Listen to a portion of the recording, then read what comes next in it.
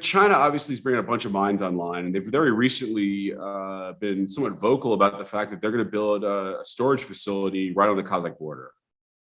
If you do the math, and I've done the math, and you do the math of what they need to front load 150 reactors in the next 10, 15 years, and tell me if I'm wrong, but I'm thinking it's about 2 million pounds a reactor to front load it. You disagree, obviously. Yeah, they're rough math, right? A 1 gig reactor is going to use 500,000 pounds times 3 on a front load. So 1.5 million.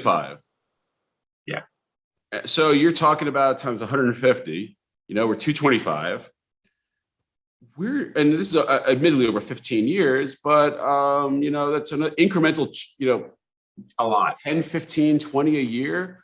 Plus their existing reactors, plus all the stuff they're currently building, plus they want to have a residual storage facility.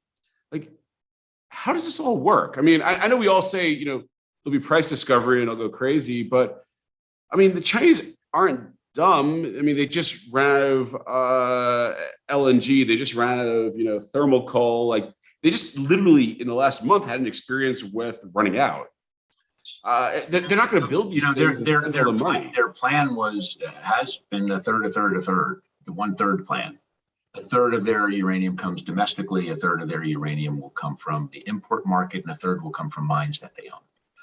Is ideally, that's their perfect plan. But that's sort of double counting, like Ross saying, like that's double counting in the other numbers. Well, it is, and also, but they're never going to get there. So their own domestic uranium goes for the military. It's 4 million, 5 million pounds, but that's going internally.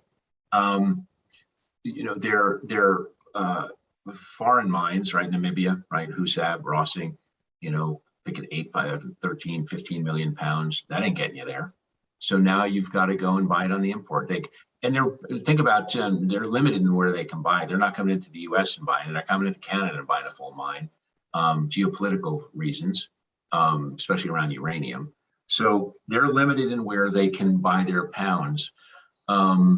I think when the Kazakhs, you talk about things hiding in plain sight. When the Kazakhs were saying, "Hey, we're building this storage warehouse," there's a school of thought. There's a bear would say, "Well, China has too much inventory." Our view is China's just starting a contracting cycle. We think there's a reason they built a warehouse on the Chinese. How are they going to fill the warehouse? I mean, I know it's like this dumb question that all the bulls want to ask, but you're not going to spend what is it? $10 billion per reactor times 150 without having the fuel.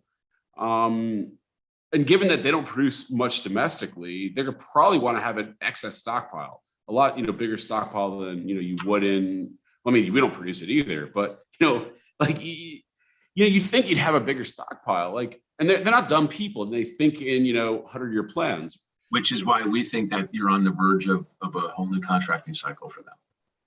And they're going to have to go and try and secure it as much as they can. They're going to have to go and buy mines where they can. That's just our view. They're going to have to keep, there's a view, they have, what they have is probably 30, 40% of that stuff is for secure reasons anyway, for their own national security.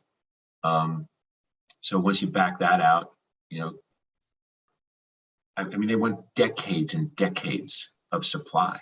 They don't want 2 years and 5 years. That's not in their goal. If you talk to the ones that we know, that's what they're looking for. So they don't want to be dependent, right? We're the ones who buy all our uranium from people who don't like us, or a lot of uranium, right? And by the way, the U.S. is very comfortable with that, which is crazy. It's crazy. It's crazy. It's bananas. But it is what it is.